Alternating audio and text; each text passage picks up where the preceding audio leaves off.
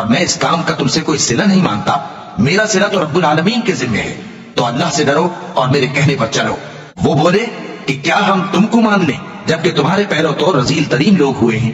نوح نے کہا مجھے کیا معلوم کہ وہ کیا کرتے ہیں، ان کا حساب اعمال میرے پروردگار کے ذمے ہے، کاش تم سمجھو۔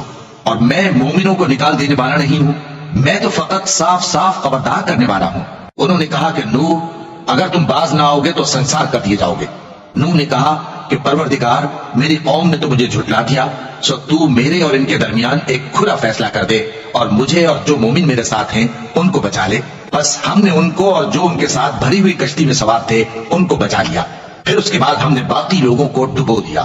بے شک اس میں نشانی ہے اور ان میں اکثر ایمان لانے والے نہیں تھے، اور تمہارا پروردگار تو غالب ہے، مہربان ہے۔ قوم عاد نے بھی پیغمبروں کو جھٹلایا۔ جب ان سے ان کے بھائی ہود نے کہا کیا تم ڈرتے نہیں، میں تو تمہارا امانت دار پیغمبر ہوں، تو اللہ سے ڈرو اور میرا کہا مانو، اور میں اس کا تم سے کچھ بدلہ نہیں مانگتا، میرا بدلہ رب العالمین کے ذمہ ہے۔ بھلا تم ہر اونچی جگہ پر فضول نشان تعمیر کرتے ہو اور محل بناتے ہو کہ شاید تم ہمیشہ رہو گے، اور جب کسی کو پکڑتے ہو تو جابرانہ پکڑتے ہو، تو اللہ سے ڈرو اور میری اطاعت کرو، اور اس سے ڈرو جس نے تم کو ان چیزوں سے مدد دی جن کو تم جانتے ہو۔ اس نے تمہیں مویشیوں اور بیٹوں سے مدد دی اور باغوں اور چشموں سے۔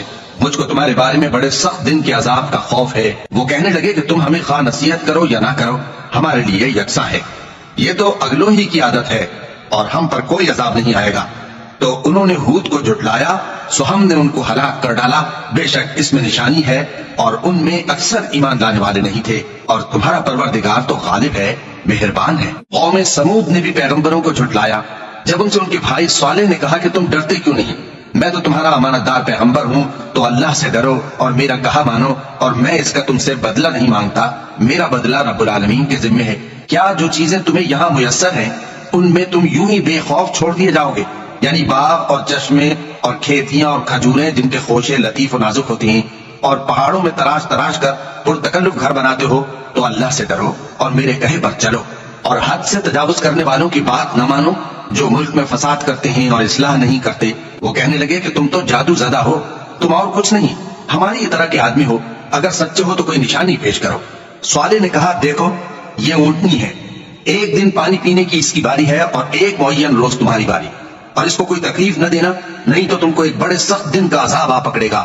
بالآخر انہوں نے اس کو مار ڈالا، پھر نادم ہوئے، سو ان کو عذاب نے آ پکڑا۔